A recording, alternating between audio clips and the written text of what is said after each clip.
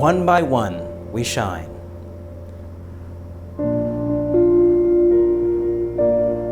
But together, we flourish. We Flourish celebrates the stories of Asian and Asian American Princeton alumni, while also highlighting the power of coming together as a community. Hello, I'm David Lee, Provost of Princeton University. The Asian community has a long-standing history at Princeton, beginning with Hikoichi Orita from Japan, who graduated in 1876. There are so many individual stories from all regions. By sharing our Princeton experiences, we further strengthen our Princeton ties. Today, Asian and Asian American students make up nearly a quarter of the student body.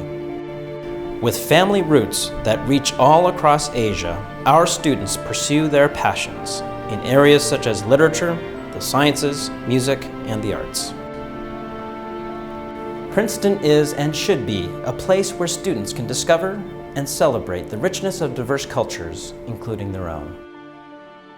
I grew up all over the world. From Hong Kong originally, but I moved to Sydney some 30 years So I grew up in Honolulu. I was born there in 1939. Greetings from Hanoi. I'm from Shanghai, China. Yeah, so I am Chinese American on my mother's side of the family. I was actually born in Lausanne, Switzerland. Second generation born here. I was born in Taiwan. I'm personally half Japanese and half a variety of Western European countries mixed together. Born and raised in New Orleans. I'm a Cajun baby. I grew up in New York, China and Hong Kong. I grew up thinking I was Italian American. From the Philippines. One day, it was November, it was dusk, and it was snowing, and we were waiting to make a right onto Nassau Street. The alternative to working on the farm was to find a way to justify to your parents ways you could avoid being there. So I did Boy Scouts, 4-H Club. I played every sport I could find. I looked up there and my mom was driving and I said, "Mom, what's that?" And she said, "That's Princeton University." And I said, "Wow, I want to go there." I didn't know at the time, and nobody told me this was the way you craft a resume to get invited to join an Ivy. And my mom pulled the car over to the side. She put it in park. She looked at me and she said, "Eva, in this world, not everything is fair. You'll never be able to go to Princeton because Princeton doesn't take girls." And I looked back in the window and I looked at my mom and I said, "I'll figure out a way. I have to go there." It was a great honor, and it was, it made me a local hero. And then 9 years later, Provost Bill Bowen somehow managed to get our fine university to be co-educational. And I was able to apply, and I got in, and I came. I was a foreign student when I came to Princeton from Korea. And so my identity was really as a foreigner first. So I had what one would consider to be a fairly stereotypical Asian family upbringing when it came to education. My habits, my way of thinking, my expectations were shaped by where I came from, by my mother and father and my relatives. Our parents pushed us to make sure that we did as much as possible in as many ways as possible. We were few in number. I think my class had about 50 Asian/Asian American students. I was a foreign Asian student coming from Singapore, and I spent my first couple weeks on campus walking around going, "What's lacrosse? What's an a cappella singing group?" We were also not very much understood by the rest because they didn't come to Princeton already having been exposed to the variety of students that Princeton was trying to educate. I was the first undergraduate from China since mainland China, I have to say, since 1949. Princeton admission was my ticket to the free world. So I'm very, very grateful. My own socioeconomic background is just very different from, the mainstream Princetonian at that time. At the time, we felt like maybe a fish out of water. Maybe we didn't belong. Maybe it was like a fluke that we got in. And I'm very glad to see that Princeton of today is much more diverse and open to students of all color and creed. And I think diversity is an important part of the university mission. That is the teaching and research mission. To really fully carry that mission out, I think we have to be educating a diverse group of students at both the undergraduate and the graduate level. Second, diversity actually impacts the quality of the research and teaching that we do. I think by having a diverse set of students, faculty, staff, we get the best ideas out on the table and make the most progress in those realms. But third, it actually impacts the quality of the experience, the educational experience of all the students that are here, by giving them an opportunity to experience the other. We really see a very multicultural, kind of wide range of individuals represented here at Princeton, and it's really great to be able to see kind of that mixing pot here. To be able to say, yes, there are a lot of Asian students, yes, there are communities here, yes, we're building, we're growing, we're moving, we're shaping, we're integrated into the fabric of the university, I think that is useful. I feel that if you follow your passions, do what you are really strong and enjoy doing, you will end up in a place and in a career that you'll find far more fulfilling than what you thought you were going to do. I'm a huge believer in the liberal arts education. I didn't realize it at that time, but even more so today, what you need is a grounding in how to think and how to approach problems and how to look at history and apply it to the present. It turns out that Princeton has one of the strongest collections of Chinese art in the nation.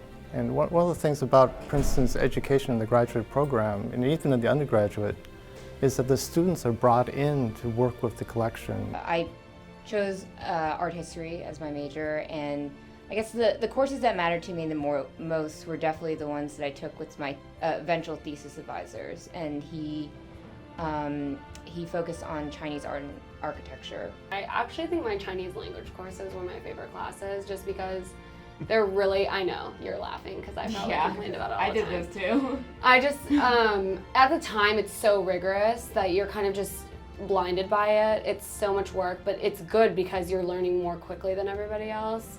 But they're small, really focused classes. I felt very comfortable interacting in the mainstream community as well as in the Asian American community. I felt very much supported by the university. We had the Office of International Students and the unforgettable Paula Chou. I mean, she was our mother to all of us. Welcome back. We are in Beijing, China, where Gregory is giving a few lectures. We want to send you our love and our best wishes for your continuous success. You know, today I wouldn't be here if I weren't the husband of Paula Chou. That is absolutely not true. But I do want to say one thing. Because of my work with the University League, I got involved with Louis Science, and then we called ourselves the International Center, and then it became something sort of a little bit well-known, and then slowly well-known until 4 years later. We were invited to move into Murray Dodge, Yeah. Yes. For me, Princeton was a place to discover my heritage. I candidly, growing up, coming into Princeton, didn't really connect with my Asian heritage. I felt very American. And I said, you know, I ought to be intentional about this. So I joined a South Asian theater group. I joined Nacho, the Indian dance group, which I think is still around. And then I created and produced some of my own events. So for me, my journey at Princeton was coming in very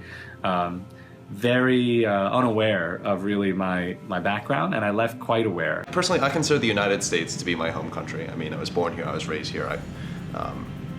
I consider myself to be American, but it was definitely very good to have this experience to go back and, you know, explore the culture and the language of my ancestors. Luckily, Princeton has given me actually more opportunities, and even my own family, to explore kind of my Chinese side and my Asian American side because of the clubs here and the people here, but also because I was able to attend programs like Princeton at Beijing, where I went back to China for the first time actually in my life, and was able to learn the language and really immerse myself in the culture there in a different way. And so, yeah, it's been like a great place for me to grow in my identity as well.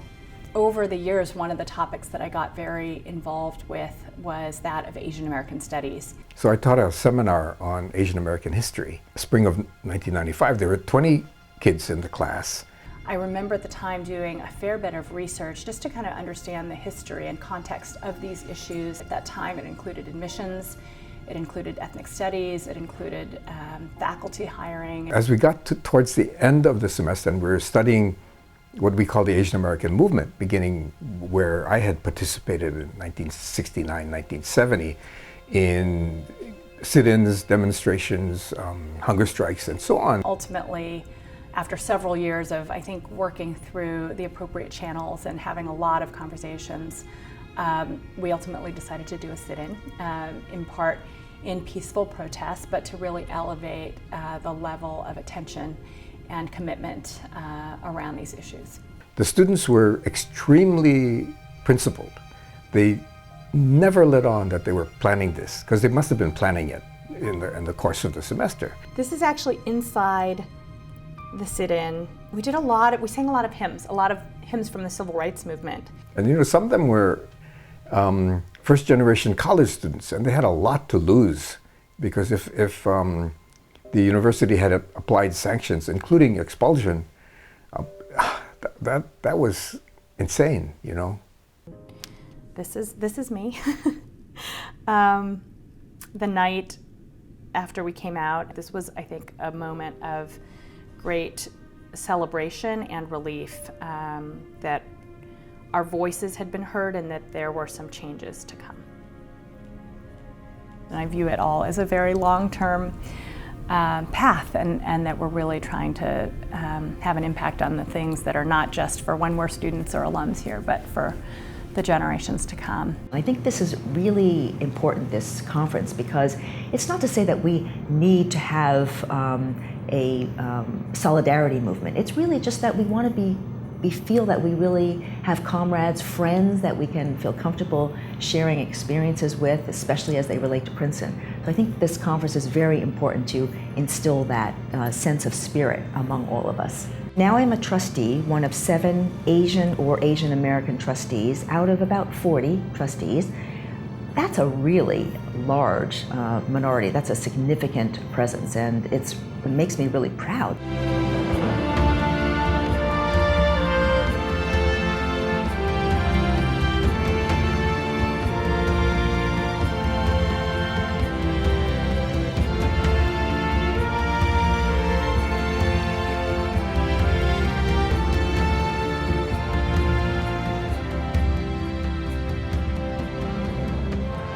One of the things that has been such a blessing about being involved with A4P is really getting to know and work with Princetonians across different generations that I otherwise, I think, may not have had an opportunity to meet.